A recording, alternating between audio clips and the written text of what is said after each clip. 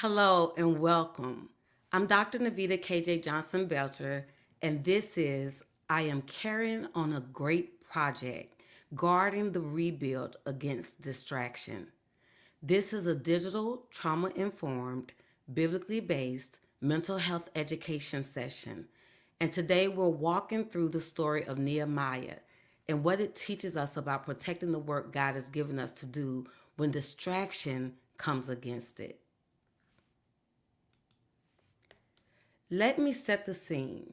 The people of Jerusalem are coming home from exile, and this is the third group of people that's returning. And the wall they're rebuilding is far more than stone. It's the restoration of their safety, their dignity, and their identity as a people. So when we talk about the rebuild, we're really talking about a recovery process. And here's the truth this teaching rests on.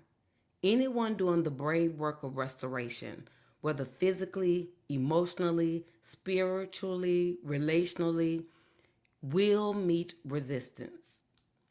We all will meet resistance. So think about, for yourself. Has there been a season when you were rebuilding or building something and opposition showed up? I know for me, over the last 3 years, as I was completing my doctoral program, that there was all kinds of opposition that was coming up, whether it was in my personal life, whether it was with family, with peers, things that's happening in society. It was all kind of different things that was coming up as a distraction.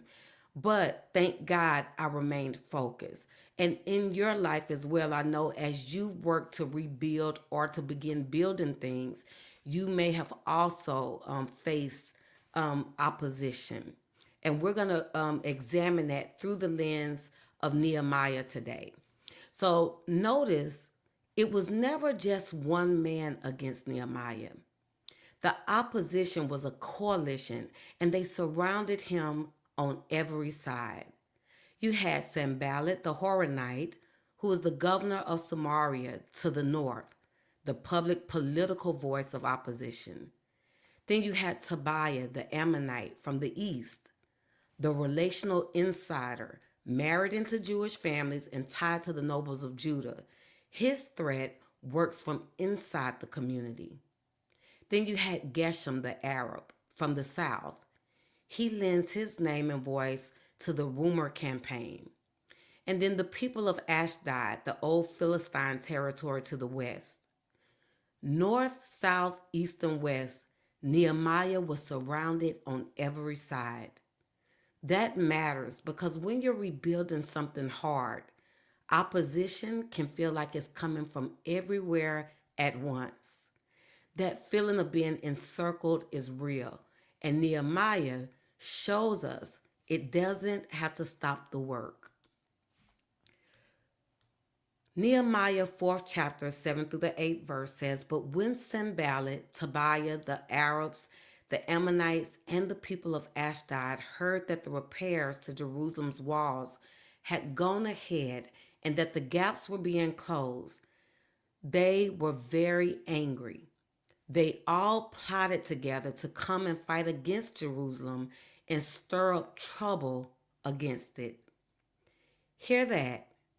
They were very angry and they plotted together. The closer the gaps came to closing, the louder the opposition grew. Progress itself provoked them. Here's the through line for everything that follows. This coalition never once tears down the wall with their hands. Every single attack is aimed at Nehemiah's attention, his emotions, and his focus. The wall was never really in danger from them, only from their ability to pull the builder's eyes off the work. So watch how they escalate. When we read Nehemiah 6 chapter 3rd verse, it says, I am carrying on a great project and cannot go down. Why should the work stop while I leave it and go down to you? Watch the escalation. It changes shape until it finds the crack. Ridicule and mockery, number one. In Nehemiah, the second chapter, the 19th verse, and the fourth chapter, the first through the third verse, they sneer at the builders as feeble and the work as laughable, to shrink their belief in what their ability is and their belief in what they can do. So even in your own life, when you think about that, when you're hearing ridicule and mockery or someone laughing at you, you're gonna do what? That don't make sense. That's not gonna work out. They're laughing and mocking what God is giving you. They did that to again shrink their belief in their abilities and what they were capable of doing. Do you have people in your life that's doing that to you?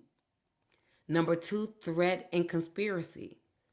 In Nehemiah, the fourth chapter, the seventh through the eighth verse, when mockery fails, they plot violence and create a climate of constant fear.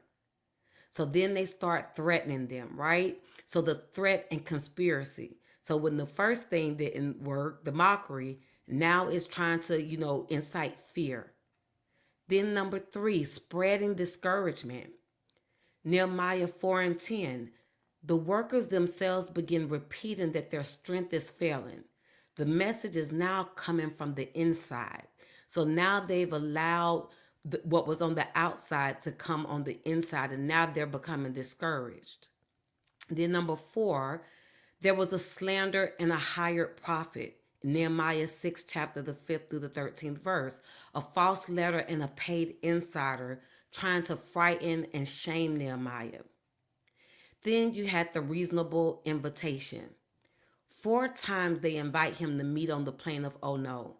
It sounds cooperative, but it will pull him off the wall into open ground.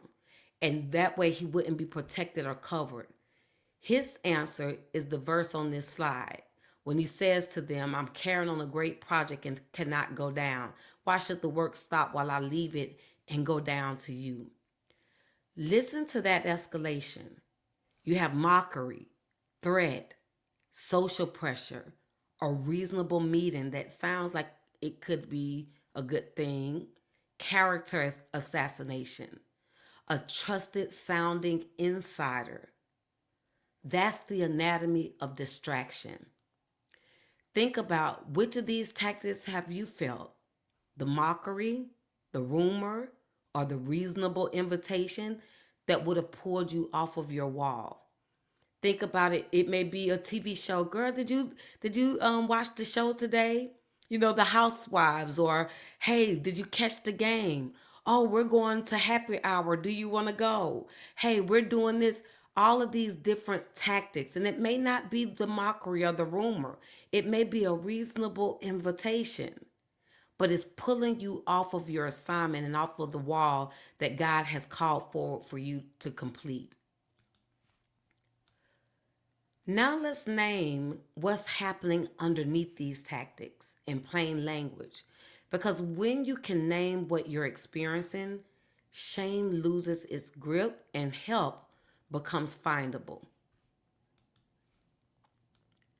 Those who carried materials, and this is Nehemiah 4th chapter, 17th verse, those who carried materials did their work with one hand and held a weapon in the other. There are 3 concepts here. Distraction, also known psychologically as attentional hijacking, which is anything that pulls your attention off what matters most. Our focus is already limited, so when something grabs it, the main thing gets neglected. That was the invitation to Ono, that plain of Ono, not an attack, but bait for his attention. Then you had intimidation and hypervigilance. Intimidation is using fear to control someone. When a threat never lets up, the body stays stuck on high alert. That exhausting, always scanning state, always looking for what's getting ready to happen, when the ball's going to drop. That's the picture in this verse. A tool in one hand, a weapon in the other. Even in your own life, there may be people that love you but really is trying to intimidate you in some ways through using fear to control you. telling you that something won't work out or it's not going to go. You don't need to go back to school because how you're going to do this, that's not going to work. All of the things to distract you from listening to the calling of God on your life. And then you have, as another one, manipulation and gaslighting. Manipulation is dishonest influence to get what the manipulator wants. Gaslighting makes you doubt your own perception. That's the false letter and the hired prophet in the story, dressing a lie up in spiritual language.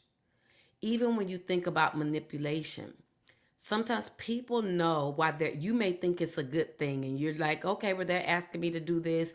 Sure, I'll do it. But they know they have an ulterior motive underneath that ask. And it's about control and superiority and entitlement. So you want to be mindful of that as well. And then we want to look at four more, right? Triangulation. Pressure applied through a third party instead of dealing with you directly. So Tobiah works through his in-laws and the nobles. The rumor travels in Geshem's name, and the pressure comes through the other people. So it's three different ways there that they're trying to gather Nehemiah's attention. They're trying to get him off focus. And again, all three are working in tangent. Then you have emotional contagion.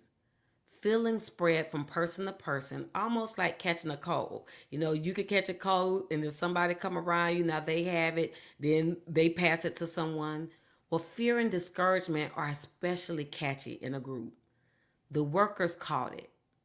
Our strength is failing. Because of them hearing, again, the negativity around them, now they started to say, our strength is failing. Be careful about who you're having around you, who's in your environment, what are the messages that you're hearing, because those messages are influencing you whether you want to believe it or not. They're discouraging you or they're encouraging you. And then you have boundaries and assertiveness. A clear limit stated honestly and calmly without aggression or over-explaining. I am carrying on a great project and cannot go down. Clean.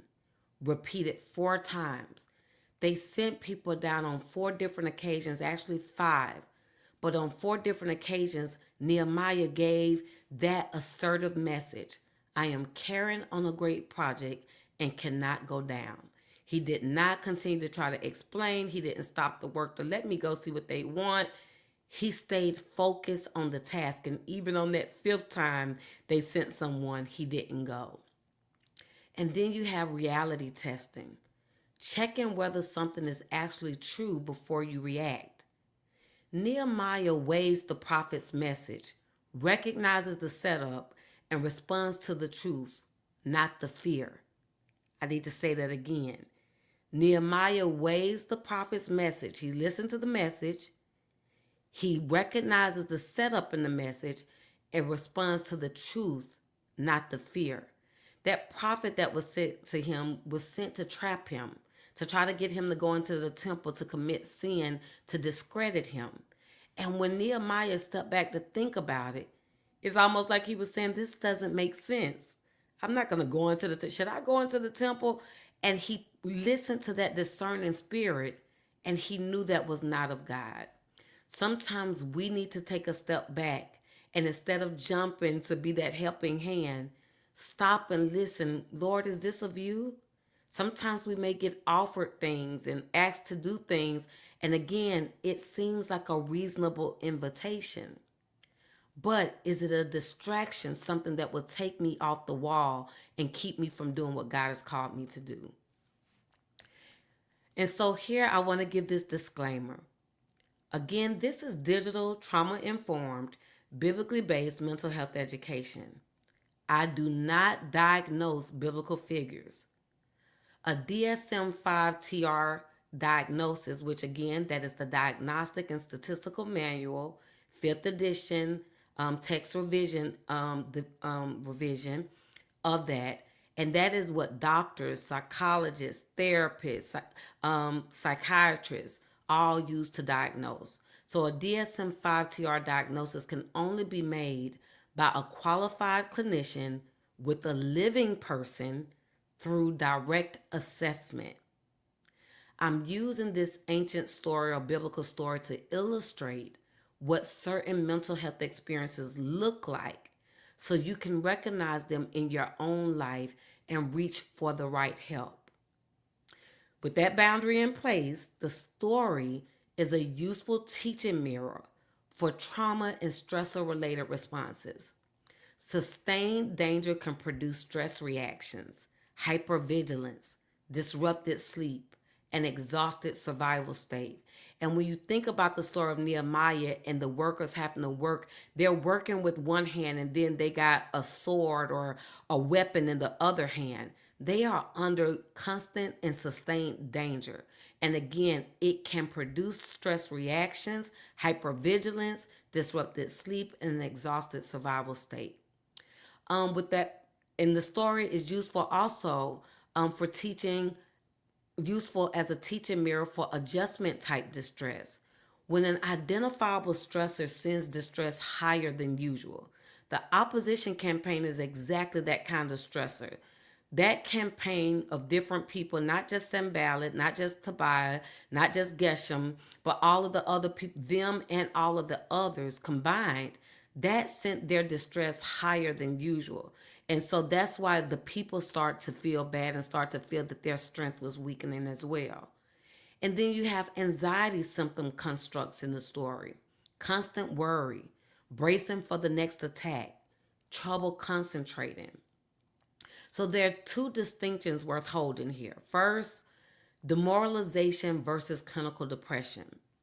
Demoralization is that discouraged, what's the use of doing it anyway feeling that usually lives when the situation improves or support arrives.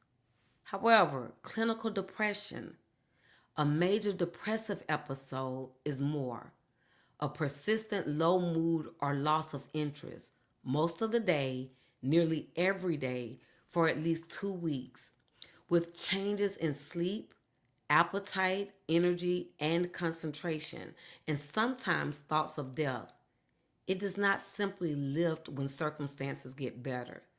That difference tells us when encouragement is enough and when someone needs professional care. Second, antagonistic patterns. The DSM-5-TR alternative model describes antagonism, manipulativeness, right? That's a hard word, you guys. Manipulativeness, deceitfulness, callousness, and grandiosity. Sanballat, Tobiah, and Geshem put these behaviors on display in the story. But hear me clearly. Describing harmful behavior is not the same as diagnosing a person. We name the pattern to recognize harm and protect ourselves, never to label anyone. And then we want to look at here now the good news. Nehemiah hands us a model of resilience, and every one of his responses is something you can practice. Nehemiah 4:14 says, "After I looked things over, I stood up and said to the nobles, the officials, and the rest of the people, don't be afraid of them. Remember the Lord, who is great and awesome, and fight for your families, your sons and your daughters, your wives and your homes." Look at what he did. He prayed and acted. He prayed and then posted a guard. Faith and a concrete safety plan working together. You see that in Nehemiah 4 and 9. And then he held a clear boundary. I cannot go down. Repeated, calm, values driven. He refused the distraction without taking the bait. He just repeated, I cannot go down. I'm doing a good work. He named the lie out loud in Nehemiah 6 and 8. He answered the false accusation plainly and didn't absorb the gaslighting. He used discernment. He tested the hired prophet's message and saw the manipulation for what it was. He fed the community courage. The verse on this slide, don't be afraid, remember the Lord. He answered contagious fear with shared purpose. He kept his eyes on the mission. The wall was finished in 52 days. Protected focus finished the work. Which of Nehemiah's responses do you most need to practice in this season? Praying and acting, putting a plan together, speaking clear boundaries, naming the lies out loud, using discernment, feeding yourself through courage by remembering the Lord, or keeping your eyes on the mission. So let's bring it home wherever you are. If you can pause, do. If not, carry these questions with you. What is the great work you're building or rebuilding right now? What's your plane of oh no, the reasonable sounding invitation that will pull you off your wall? Who are the Tobiahs, the insider voices? And what boundary do you need to repeat? And where do you need both prayer and a practical watch? I want you to think about those things. The whole strategy of the opposition depended on one thing, that Nehemiah would come down. He never did, and neither do you have to. Naming the distraction is the very first act of guarding the work. This curriculum, again, is digital trauma-informed, biblically based mental health education, and it is not a substitute for therapy or crisis care. If you're struggling, please reach out to a licensed mental health professional. And if you are in crisis, you can call or text 988 at any time. Before we close, I want to personally invite you to keep walking this journey. Everything we explore is part of Perseverance Academy. Again, a digital trauma-informed, biblically based mental health education platform. Go deeper anytime at theperseveranceacademy.com, where you'll find individual courses at your own pace. If you want to purchase all the courses in a collection, you can purchase the bundle in the complete collection, and you can also obtain reflection journals compiled. While you're there, you can visit our scripture shop for study Bibles and faith integrated planners, and the wellness shop for trusted books and tools for reflection, rest, and healing. As an Amazon associate, Perseverance Academy earns from qualifying purchases at no extra cost to you. So if you see anything on the website, it's going to take you straight to Amazon, and you're paying Amazon prices. And again, there are no extra fees or anything for you. But I want to encourage you again, if you know someone that are dealing with mental health challenges, and they may not want to go to a therapist's office, they may not want to walk down the hall in the church to the counseling center, because again, the stigma of I don't want people to know that I'm dealing with this issue. Again, Perseverance Academy is designed for individual learning and self-paced. So if you need it, or there's someone that you know that needs it, definitely please send them over to theperseveranceacademy.com. With that being said, I want to thank you for being here and for doing this great work, for guarding the wall one faithful day at a time. You can find everything again at theperseveranceacademy.com. Until next time, have a blessed day. And again, you can find this recording on YouTube at Perseverance Ministries if you would like to watch it again, or you may see it on your Facebook or LinkedIn page. So thank you and have a great day. Until next time.